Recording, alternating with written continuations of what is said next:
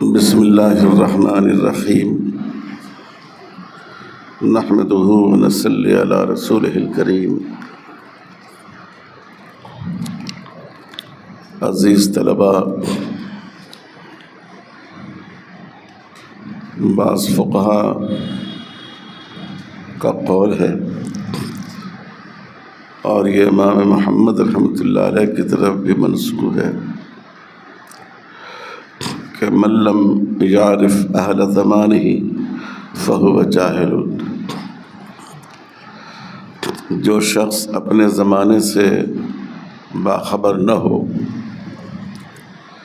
اپنے زمانے کے احوال سے، اپنے زمانے کے مسائل سے، اپنے زمانے کی ضروریات سے، اپنے زمانے کے عادات و رواجات سے، تو وہ حقیقت میں عالم نہیں ہے۔ اس لیے علماء کے لیے یہ بات ضروری ہے کہ دنیا میں جو حالات پیش آئیں، ملک میں جو صورتحال پیش آئے اور اس کے گرد و پیش جو تصورات ابھریں، جو تبدیلیاں آئیں، وہ ان سے اچھی طرح واقف ہوں۔ آپ کو معلوم ہے کہ اس وقت ہمارے ملک میں وقف کا مسئلہ ایک بہت ہی پریشان کن مسئلہ بن گیا ہے۔ وقف کا قانون تو زمانے قدیم سے چلا آ رہا ہے، لیکن مسلم تنظیموں اور خاص کر all India Muslim personal law board کی کوششوں سے 2013 میں وقف کا ایک ایسا قانون آیا جو بڑی حد تک احکام شریعت کی نمائندگی کرتا ہے، اور اس سے لوگوں کو بڑا اطمینان ہوا۔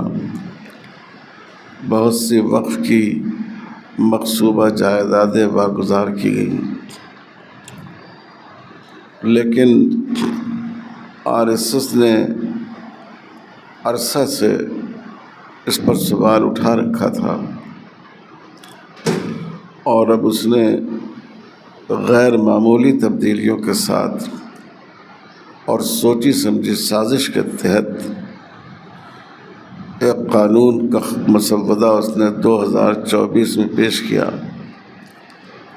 اور جب اس پر اقلیتوں نے اور اپوزیشن لیڈروں نے سخت اعتراض کیا تو انہوں نے اس کو سلیکٹ کمیٹی کے حوالے کیا،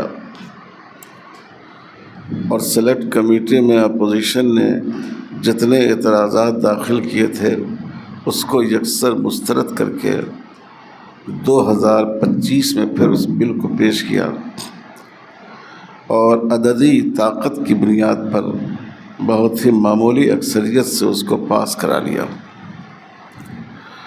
یہ بہت ہی نقصان دہ قانون ہے، یہ ہماری شریعت کے خلاف ہے، اور یہ ہمارے ملک کے دستور میں لوگوں کو جو حقوق دیے گئے ہیں اس کے بھی خلاف ہے۔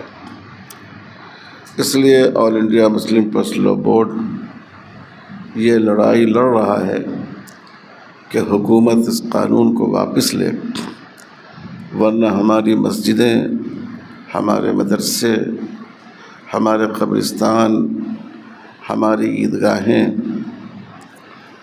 اور جو ہماری دوسری اوقافی جائیدادیں ہیں، ان سب کا وجود خطرے میں پڑ جائے گا۔ تو اسی پس منظر میں آج میں چاہتا ہوں کہ اس مسئلے کی تھوڑی سی آپ سے وضاحت کر دوں۔ میں پہلے گورنمنٹ کی طرف سے جو 2-3 اعتراضات کیے جاتے ہیں ان کا جواب دینے کی کوشش کروں گا، اور پھر اس قانون کے کیا نقصانات ہیں ان کی میں آپ کے سامنے وضاحت کروں گا۔ پہلی بات یہ ہے کہ حکومت یہ کہتی ہے کہ وقف یہ مذہب کا حصہ نہیں ہے، یہ ایک عام سوشل خدمت ہے۔ اس لیے ملک کے دستور میں دفعہ 25 میں جو مذہبی آزادی دی گئی ہے وقف اس میں شامل نہیں ہے۔ تو بولیں گے ہمارے کچھ لوگ ہیں کہ مسلم کا افیئرس میں نان مسلم کیوں آ رہا ہے؟ ارے یہ دھارمک ویوستھا سے کوئی لینا دینا نہیں ہے، میں بار بار کہہ رہا ہوں۔ بورڈ ریلیجیس باڈی نہیں ہے، اس کا فیصلہ رام جس فاؤنڈیشن ورسز سپریم کورٹ میں آ چکا ہے۔ لیکن یہ بات بالکل غلط ہے۔ ابھی آپ نے تلاوت سنی، اللہ تعالیٰ نے ارشاد فرمایا لن تنالوا البر حتى تنفقوا مما تحبون، تم اس وقت تک نیکی کو حاصل نہیں کر سکتے اور نیکوکار کہلانے کے مستحق نہیں ہو سکتے جب تک تم اپنا محبوب مال اللہ کے راستے میں خرچ نہ کر لو۔ تو آدمی کو سب سے زیادہ اپنی زمین، اپنی جائیداد، اپنا گھر، اپنے مکانات، اپنی غیر منقولہ املاک سب سے زیادہ عزیز ہوتی۔ تو معلوم ہوا کہ اس میں بھی انفاق ایک مومن کی شان ہے، اور اسی کا نام وقف ہے۔ جب یہ آیت نازل ہوئی تو متعدد صحابہ نے اپنی وہ چیز جو ان کے نزدیک سب سے زیادہ قیمتی تھی اس کو اللہ کے راستے میں اور خیر کے کاموں کے لیے وقف کر دیا۔ رسول اللہ صلی اللہ علیہ وسلم نے ارشاد فرمایا اذا مات الانسان انقطع عنہ عمله الا من ثلاثة الا من صدقة جاریہ او علم ينتفع به او ولد صالح يدعو له۔ جب انسان دنیا سے گزر جاتا ہے تو وہ اس کے عمل کا رشتہ اس سے کٹ جاتا ہے سوائے 3 چیزوں کے۔ ایک آپ نے فرمایا صدقہ جاریہ، دوسرے وہ کوئی ایسا علمی کام چھوڑ کر جائے جس سے لوگ فائدہ اٹھائیں، اس کی تصنیف ہو، اس کی کتابیں ہوں، اس کے شاگرد ہوں، اس کے قائم کیے ہوئے مدرسے ہوں، اور تیسرے ایسی صالح اولاد کو چھوڑ کر جائے جو اس کے لیے دعا کا اہتمام کرے۔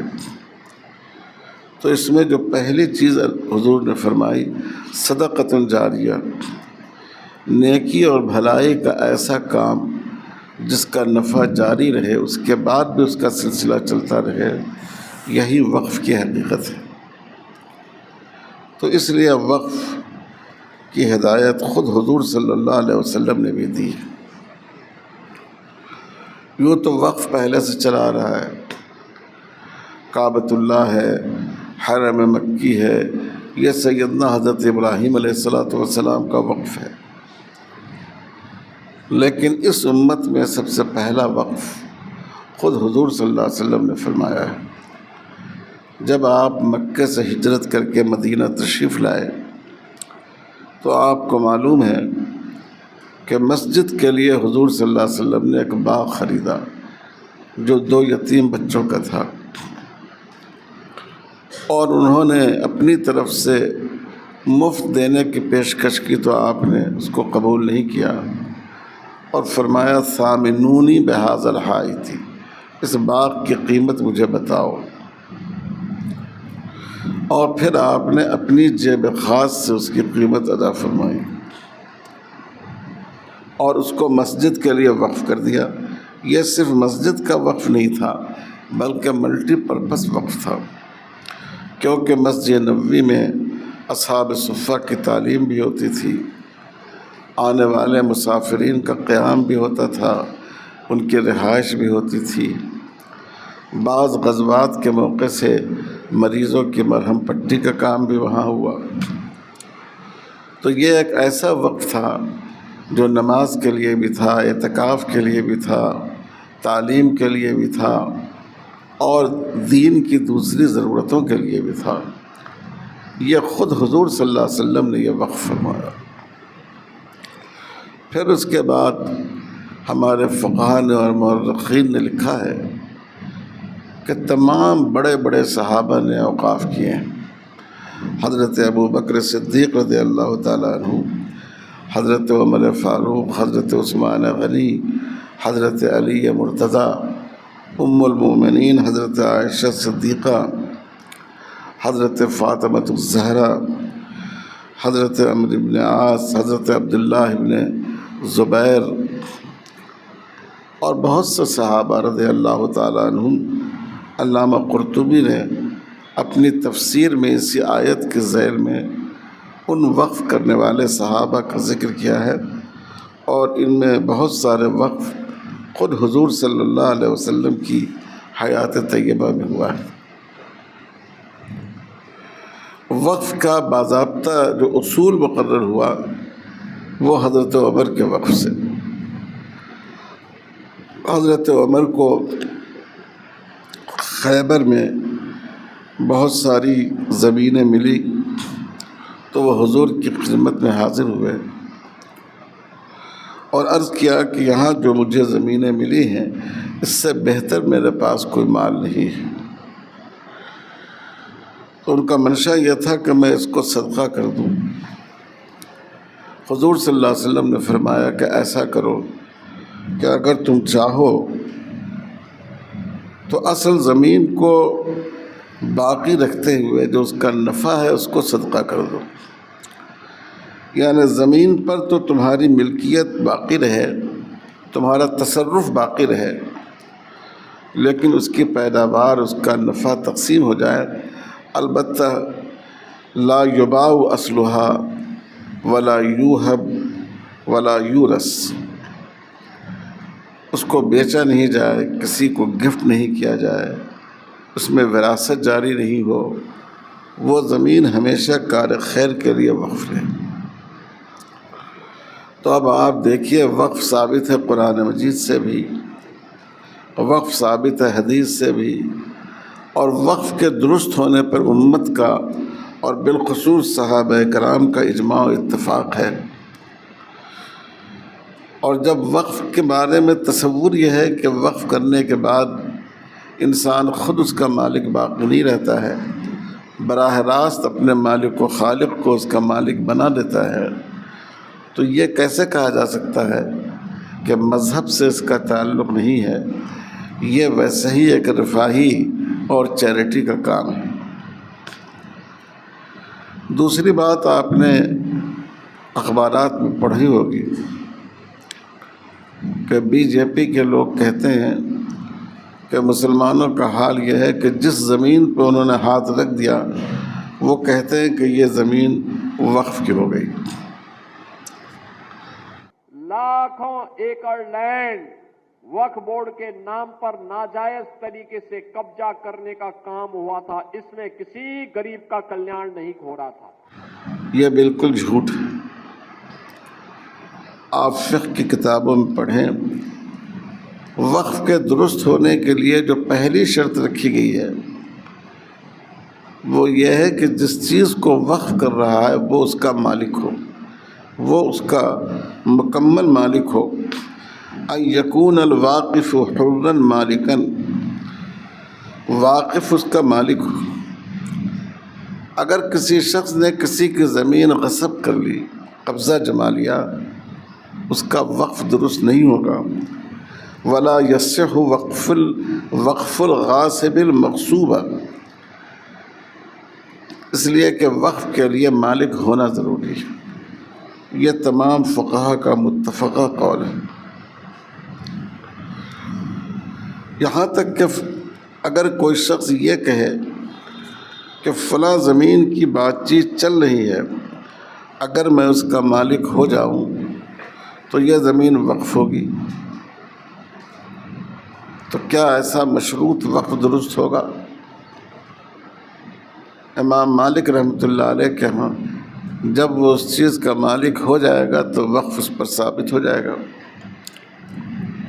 لیکن امام ابو حنیفہ رحمۃ اللہ علیہ کے ہاں چونکہ وقف کے کلمات کہنے کے وقت وہ اس کا مالک نہیں تھا، ملکیت کی بات چیت چل رہی تھی، تو اس لیے وقف درست نہیں ہوگا۔ تو آپ اس سے اندازہ کر سکتے ہیں کہ وقف انسان اسی کو کر سکتا ہے جس چیز کا وہ مالک ہو، جس چیز پر اس کی ملکیت ثابت نہیں ہو، یہاں تک کہ ابھی ملکیت حاصل ہونے کے مرحلے میں ہو، تب بھی کوئی مسلمان اس کو وقف نہیں کر سکتا۔ اس لیے یہ کہنا کہ مسلمان کہیں بھی ہاتھ رکھ دیتا ہے اور دعویٰ کر دیتا ہے کہ وہ زمین وقف کی ہے، یہ بالکل غلط ہے۔ یہ قرآن و حدیث کی اور ہمارے فقہاء اربعہ کی صراحت کے خلاف ہے۔ تیسرا اعتراض اس پر یہ کیا جاتا ہے کہ ہندوستان میں اتنی زیادہ زمینیں پر وقف کا دعویٰ کیا جاتا ہے، گویا آدھا ملک ہی وقف ہو جائے گا۔ کہ بھارت سرکار کے کسی بھی وبھاگ کے بعد کون سا ایسا غیر سرکاری سنستھان ہے جس پہ سب سے زیادہ زمین ہے، تو وہ وقف بورڈ۔ اور یہ نہرو جی، اندرا جی، راجیو جی سے منموہن سنگھ جی کی سرکاروں اور نرسمہا راؤ کی سرکاروں نے گریجولی، اور اگر وقف بورڈ چاہے تو بھارت سے الگ دیش نکال سکتا ہے۔ یہ بہت ہی جھوٹی بات ہے۔ یہ کوئی کہتا ہے کہ 9 لاکھ ایکڑ زمین وقف ہے، کوئی کہتا ہے 7 لاکھ ایکڑ زمین وقف ہے۔ سچر کمیٹی کی رپورٹ میں قریب 7 لاکھ ایکڑ کی بات آئی ہے، لیکن اس کی حقیقت کیا ہے یہ آپ لوگ اچھی طرح سمجھ لیجیے۔ ہمارے اس ملک میں، ہندوستان میں کتنے گاؤں ہیں آپ لوگوں کو معلوم ہے؟ کتنے گاؤں ہیں؟ ہمارے ملک میں 7,70,000 گاؤں ہیں۔ کتنے گاؤں ہیں؟ 7,70,000۔ اگر آپ اس کا آدھا کر دیں تو کتنے گاؤں ہو جائیں گے؟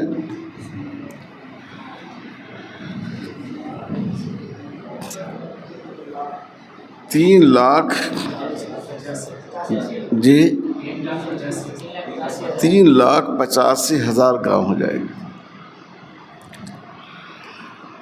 اب اگر ہندوستان کے آدھے گاؤں یعنی 7,70,000 میں سے آدھے 3,85,000 گاؤں کے بارے میں بھی یہ بات مانی جائے کہ وہاں مسلمانوں کی آبادی ہوگی، کہیں کم ہوگی کہیں زیادہ ہوگی، اوسط اگر یہ مان لیا جائے تو ہر گاؤں میں جو ضرورت ہوتی ہے، ایک تو قبرستان کی ضرورت ہوتی ہے، دوسرے عیدگاہ کی ضرورت ہوتی ہے عیدین کی نماز کے لیے، تیسرے مسجد کی ضرورت ہوتی ہے۔ تو آپ اگر مان لیں کہ قبرستان کے لیے آپ 1 ایکڑ زمین مان لیں، قبرستان بڑے ہوتے ہیں اور ضروری ہے، اور عیدگاہ کے لیے بھی اوسطاً آپ 1 ایکڑ زمین مان لیں، چونکہ پوری آبادی اور مضافات کی آبادی بھی عید کی نماز میں شریک ہوتی ہے، اور مسجد کے لیے آپ آدھا ایکڑ مان لیں، مسجد اور اس کی ضروریات کے لیے، تو ہر گاؤں میں کم و بیش اوسطاً 2.5 ایکڑ زمین کی ضرورت پڑتی ہے مسلمانوں کو اپنے مذہبی امور کو انجام دینے کے لیے۔ اگر آپ اس کو یہ 3,85,000 پر اگر آپ اس کا حساب کریں تو اس کی طے مقدار ہو جاتی ہے 9,62,500 ایکڑ۔ کتنی ہوتی ہے؟ 9,62,500 ایکڑ ہوتی ہے۔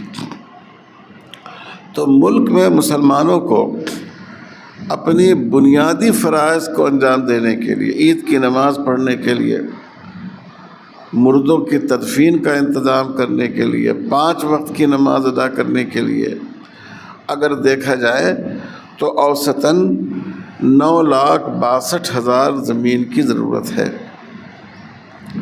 اور زمین ہے کتنی اوقاف کی؟ 7 لاکھ ایکڑ. تو یہ زیادہ ہوئی یا کم ہوئی؟ اچھا، اب آپ دیکھیں جو ہندو انڈومنٹ ہے، ہندو مذہب میں جو دھارمک ضرورتوں کے لیے جو زمینیں دان کی جاتی ہیں، ان کی اصطلاح میں، ہماری اصطلاح میں وقف کی جاتی ہیں، وہ کتنی ہیں؟ پورے ملک کی تو اعداد و شمار نہیں ہے سامنے، لیکن صرف تمل ناڈو میں ان کی مقدار ہے 4,78,000 ایکڑ. کتنی ہے ہندو انڈومنٹ کی؟ 4,78,000. اور آندھرا پردیش میں ہے 4,68,000 ایکڑ. اب آپ ان دونوں کو جوڑ کر دیکھ لیجئے، ان دونوں کو جوڑیں گے آپ تو اس کی مقدار 9 لاکھ ایکڑ سے بڑھ جائے گی. تو ہمارے ہندو بھائیوں کے ہاں تو صرف 2 اسٹیٹ میں مذہبی مقاصد کی جو املاک ہیں، جو دان ہیں، ان کی مقدار 9 اور 10 لاکھ ایکڑ کے درمیان ہے. Please note کر لیجیے Nadda ji, total area of Hindu religious institutions in Tamil Nadu, Andhra Pradesh and Telangana respectively is 4,47,000 in Tamil Nadu, 4,65,000 in Andhra, 87,000 in Telangana, 723 acres with Tirumala Tirupati Devasthanam, and thus it comes to 10 lakh acres only in 4 states. And آپ کہتے ہیں کہ دیکھیے اوقاف میں 8 لاکھ ایکڑ ہے. ارے بھیا، آپ کے ہندو ٹیمپلز میں بھی اتنی سمپتی ہے، وہاں آپ کیا کر رہے ہو؟ وہاں آپ کیا کر رہے ہو؟ باقی اسٹیٹس میں دیکھو نا. اور بی جے پی کی آنکھیں اتنی کمزور ہے کہ وہ اس کو نہیں دیکھ پاتی. اور مسلمانوں کے پورے ملک میں جو ان کی اوقافی جائیدادیں ہیں، وہ گورنمنٹ کے ایک کمیشن کی رپورٹ کے مطابق 7 لاکھ ایکڑ ہے، لیکن سچر کمیٹی ہی کی رپورٹ یہ بھی ہے کہ اس کا بڑا حصہ اس وقت مسلمانوں کے قبضے میں نہیں ہے. تو یہ اعتراض کرنا کہ مسلمانوں نے ملک بھر کی زمینوں پر قبضہ کر رکھا ہے، جہاں چاہتے ہیں ہاتھ ڈال دیتے ہیں اور کہتے ہیں کہ یہ وقف کی زمین ہے. آپ سوچئے یہ صحیح ہے؟ اگر کوئی یہ سوال اٹھائے تو آپ اعداد و شمار کی روشنی میں ان کو سمجھا سکیں گے انشاءاللہ. انشاءاللہ. تیسرا اعتراض، آج کل حکومت ایک غلط شوشہ اٹھا رہی ہے کہ ہم یہ قانون اس لیے لائے ہیں کہ پسماندہ مسلمانوں کی مدد کریں، کیونکہ وقف کی جتنی جائیدادیں ہیں اس سے جو مالدار مسلمان ہیں وہی لوگ اس سے فائدہ اٹھاتے ہیں. سادات فائدہ اٹھاتے ہیں، شیوخ فائدہ اٹھاتے ہیں، غریب اور پسماندہ مسلمان فائدہ نہیں اٹھاتا، عورتیں فائدہ نہیں اٹھاتی ہیں.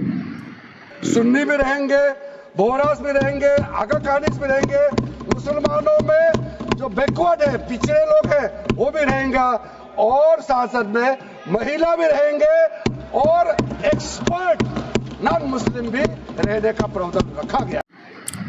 اب آپ اس کا تجزیہ کیجئے. آپ بتائیے کہ جو قبرستان ہیں، کیا اس میں صرف مالدار مسلمانوں کو دفن کیا جائے گا یا غریب مسلمانوں کو بھی؟ اور صرف اس میں سید اور شیخ دفن کیے جائیں گے؟ ہمارے ہاں تو اسلام میں اونچ نیچ کی کوئی حقیقت نہیں. تمام مسلمان ہم بھائی بھائی ہیں. ہم ایک دوسرے کا جوٹا کھاتے ہیں، ایک دوسرے سے. حیدرآباد شہر کی مجھے یہ بات بہت اچھی لگتی ہے کہ یہاں ذات برادری کو دیکھے بغیر لوگ رشتہ کرتے ہیں. لیکن میں اگر تھوڑی دیر کے لیے مان بھی لوں اونچ نیچ کا تصور، تو قبرستان میں کیا تحدید ہے کہ فلاں برادری کے لوگ دفن ہوں گے اور فلاں نہیں ہوں گے؟ سارے مسلمان دفن ہوتے ہیں، امیر بھی غریب بھی. عیدگاہ جو نماز پڑھنے کے لیے ہے، کیا اس میں اونچے، حکومت کی اصطلاح کے مطابق اونچے لوگ نماز پڑھتے ہیں اور پسماندہ مسلمان، غریب مسلمان نماز نہیں پڑھتے ہیں؟ بتائیے. سارے لوگ پڑھتے ہیں.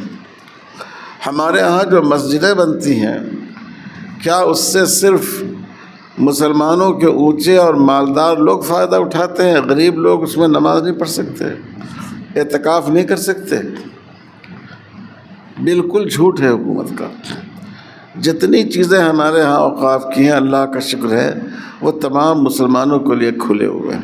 یتیم خانے ہیں، جو بھی مسلمان یتیم بچہ ہو اس کو اس میں جگہ دی جاتی ہے۔ مدرسے ہیں، یہ بھی ایک اس کی اعلیٰ شکل ہے کہ مدرسوں میں تو بہت سے طلبہ آتے ہیں ماشاءاللہ، لیکن ہر مدرسے میں جو یتیم بچہ ہوتا ہے داخلے میں اس کو ترجیح دی جاتی ہے بلا امتیاز۔ کوئی بھی یتیم بچہ ہو، کسی سوسائٹی سے آیا ہو، امیروں کے گھر سے آیا ہو، غریبوں کے گھر سے آیا ہو، تو یہ بالکل جھوٹا پروپیگنڈا ہے کہ اس کے ذریعے ہم پسماندہ مسلمانوں کی مدد کرنا چاہتے ہیں۔ اسی طرح وہ کہتے ہیں کہ اس سے ہم عورتوں کو فائدہ پہنچانا چاہتے ہیں، یہ بھی بالکل جھوٹ ہے۔ قبرستان میں کیا عورتیں دفن نہیں کی جاتی ہیں؟ اور اگر کوئی عورت مسجد میں آ کر نماز پڑھ لے، کوئی آدمی سفر میں تھا، اس کے ساتھ مرد بھی تھے، عورتیں بھی تھیں، اترے مسجد میں نماز پڑھ لی، مردوں نے بھی پڑھ لی، عورتوں نے بھی نماز پڑھ لی، تو کیا عورتوں کو دھکا دے کر نکال دیا جاتا ہے؟ عورتیں بھی پڑھ سکتی ہیں۔ یہ اور بات ہے کہ ہمارے یہاں سیکورٹی کے تحت عورتوں کا گھر میں نماز پڑھنا افضل ہے بمقابلہ مردوں کے، لیکن کوئی عورت اگر مسجد میں آ کر نماز پڑھ لے تو کوئی عالم یہ نہیں کہے گا کہ اس کی نماز نہیں ہوئی یا اس کو دھکا مار کے باہر نکال دے۔ یہ بالکل جھوٹا پروپیگنڈا ہے۔ ایک بات وہ یہ کہہ رہے ہیں کہ اس میں ہم نے یہ سہولت دی ہے کہ جو وقف بورڈ ہوگا اس میں 2 خاتون رکن بھی ہوگی، یہ ہم نے عورتوں کو اس کے مینجمنٹ میں، انتظامیہ میں شامل کیا ہے۔ یہ بھی بالکل جھوٹ ہے۔ 2013 کے قانون میں بھی یہ بات موجود ہے کہ وقف بورڈ کی انتظامیہ میں 2 خواتین بھی ہوں گی، لیکن جو ہماری حکومت ہے اس کو جھوٹ بولنے میں ذرا بھی حیا نہیں آتی، تو وہ دھڑلے سے کہہ رہی ہے کہ یہ خواتین جو ہیں ان کو کوئی حصہ داری نہیں تھی اور ہم نے حصہ داری دی۔ بات سمجھ میں آئی؟ پہلا اعتراض کیا تھا؟ وقف کا مذہب سے کوئی تعلق نہیں ہے۔ آپ نے سمجھ لیا کہ اس کا مذہب سے تعلق ہے، قرآن میں اس کا حکم ہے، حدیث میں اس کا حکم ہے، حضور صلی اللہ علیہ وسلم کا عمل ہے، صحابہ کا عمل ہے، صحابہ کا بلکہ اجماع ہے۔ دوسرا اعتراض کیا تھا کہ مسلمان کسی بھی زمین پر ہاتھ رکھتا ہے کہہ دیتا ہے کہ یہ وقف کی ہے۔ آپ سمجھ گئے اس کو کہ ہمارے ہاں تو وقف کی سب سے بنیادی شرط یہ ہے کہ وقف کرنے والا موقوفہ چیز کا مالک ہو، جس کا وہ مالک نہ ہو اس کو وقف نہیں کر سکتا، وقف کر بھی لے تو اس کا اعتبار نہیں ہوگا۔ اور تیسری بات کیا پروپیگنڈا کیا جاتا ہے جو میں نے بھی آپ لوگوں کو بتایا؟ جی ہاں، کہ اس میں پسماندہ مسلمانوں کو فائدہ پہنچانا مقصود ہے۔ آپ نے دیکھ لیا کہ وقف میں تو پسماندہ اور غیر پسماندہ کا کوئی امتیاز ہی نہیں ہے، اسلام میں ہر مسلمان کا حق برابر ہے۔ اور ایک بات کیا تھی کہ عورتوں کو فائدہ پہنچانے کے لیے تو وقف میں تو پہلے سے عورتوں کو فائدہ ہے۔ اور یہ بھی آپ کو معلوم ہوگا کہ شریعت میں ایک اصول یہ ہے کہ کوئی بھی وقف ہو اس کا آخری مصرف فقراء ہے۔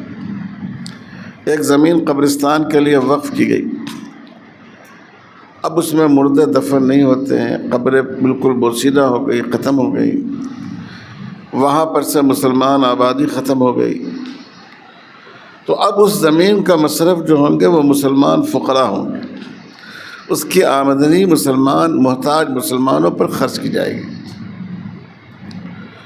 تو اس لیے یہ وہ مشہور اعتراضات ہیں جو گورنمنٹ کرتی ہے۔ میں سمجھتا ہوں کہ میں نے ان سب کے بارے میں آپ سے وضاحت کر دی۔ بات سمجھ میں آ گئی آپ لوگوں کو؟